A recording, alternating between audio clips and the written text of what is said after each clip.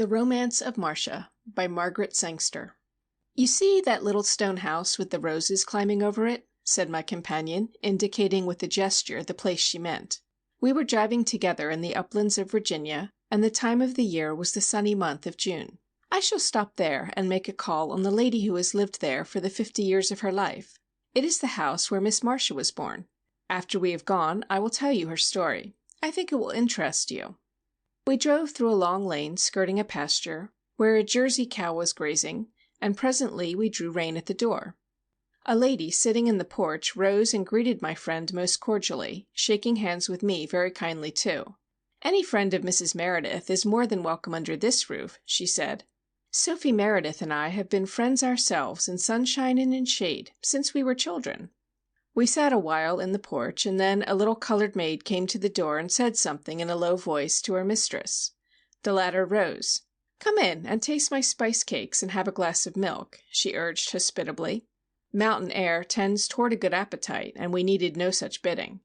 Though the rooms were small, they were furnished with a certain splendor, and had an air unusual in the region where I was visiting. Rich, dark rugs in colors dim and somber covered the floors, the heavy mahogany tables and chairs were polished until they shone like mirrors, and everywhere, in dining room, drawing room, passages and alcoves, there were books and pictures. My attention was drawn to the books, for though I had no time for more than a glance, I saw that the library in this house was an inheritance, that it had come to its present owner from book lovers who had finished their earthly course and left behind the things that were precious to them here. When our call was ended and we were on the road again and beyond sight and hearing, I said impulsively, "Isn't she beautiful? And her home is a dream. Do tell me about Miss Marcia. Does she live there alone?"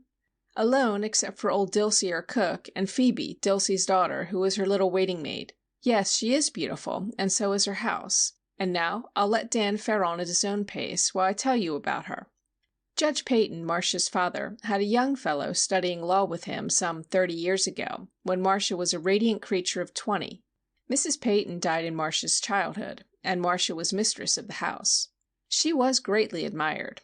All the young men in the countryside were her devoted followers, as our courtly Southern fashion dictates, and Marcia might have had her pick. But she was fancy-free, and though our girls marry young, and did marry at even younger age then than now, Marcia managed to keep her train as friends, but held them off as lovers. Until John Lansing, the law student, came, I mean. But John was the one who had the key to her heart, and the two were presently engaged. The wedding day was set. Marcia's trousseau was ready. She has a trunk up in the garret, where she could show you, yellowed now, the soft white mull, trimmed with point lace, which was to have been her wedding gown. It lies there, soft and dainty, with the gloves and satin slippers, all meant for the slim girl whose sylph-like figure they fitted. Well, well, well. My friend stopped to take breath. I thought of Miss Marcia, ample, stately, with the beauty of her meridian, and of the youthful, lissome grace of the girl she once was, and I too said, "Well, well." But I added, "Pray go on. Something happened. What was it? Did John die?" "Die? No," said Mrs. Meredith. "Judge Peyton had a stroke of paralysis, just a light stroke, but it changed his life and Marcia's. It muddled up his mind. He forgot things and grew cross and irritable. Then came another stroke, and he was laid aside helpless. He had a successive stroke and lived in utter helplessness for 10 years. Marcia refused to leave her father. John Lansing's career waited for him in a northern state. He was not willing. Indeed, he said that family reasons forbade his settling in Virginia. I always blamed him, for does not Scripture say that a man must leave his father and mother, and cleave unto his wife? But John was resolute. He offered to have the judge taken north, to have caretakers for him, to do whatever money could do, but he wanted Marcia to marry him as had been planned. Marcia was like a rock herself. She would never leave her father while he lived, nor disturb him, nor carry him away from his native place. In the end, John gave up pleading. 5 years later than the day that would have been Marcia's bridal day, they broke the engagement. The judge died 10 years later. 10 years later than the wedding day that never was, and 5 years after the broken betrothal. The very week of his funeral, word came that John Lansing had married in Boston. So that is all there is to tell. Marcia has never seen anyone she could love, and she is too strong and steadfast a woman to mope. She is the good angel of our region, and she lives in that gray stone house all alone." "I don't see that Mr. Lansing was so much in fault," I said. "Marcia seems to have been unreasonable. Her father did not need her after his mind had failed. At least, not if he could have been well cared for." "One never knows," said Mrs. Meredith. "There are gleams of consciousness, flashes in the mental gloom, and Marcia felt that her duty kept her by her father. She could not go against her conscience." Time passed, and one day, a year after this southern visit, I found myself in a New England town. At a church gathering one evening, where people from several boroughs and villages were present, I met a very beautiful young woman, the wife of the pastor. She was so sweet and wholesome, so bright and attractive, that my heart went out to her, and I thought her not only wonderfully charming, but ideally fitted to occupy the place of minister's wife, which not every woman adorns. And, taking it for all in all, a gracious and winsome wife is a gift from the Lord to a minister, and has a good deal to do with helping him to successful work in his parish. We had been chatting pleasantly for some minutes, when a tall, distinguished-looking gentleman with iron-gray hair, crowning a fine, well-set head, approached us.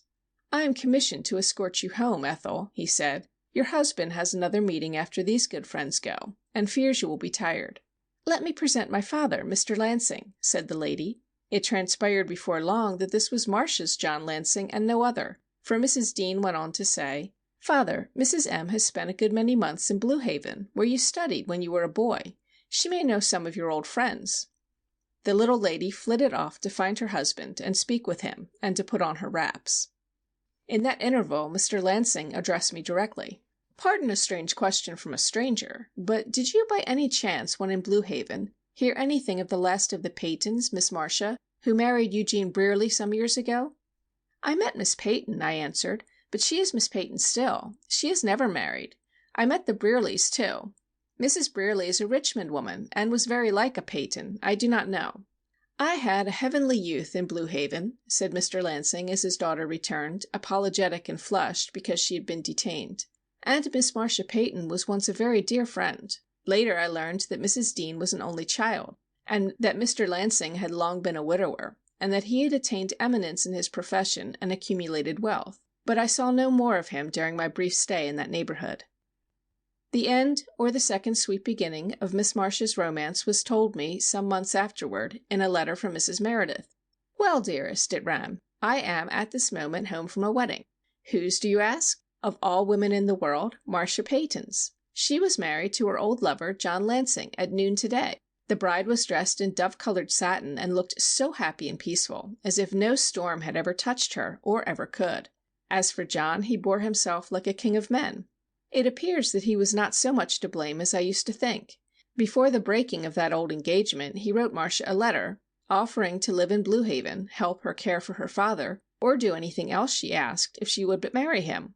That letter, with the fiendish perversity of inanimate things, lost itself in a corner of the judge's library, and was slipped back between a bookcase and the wall.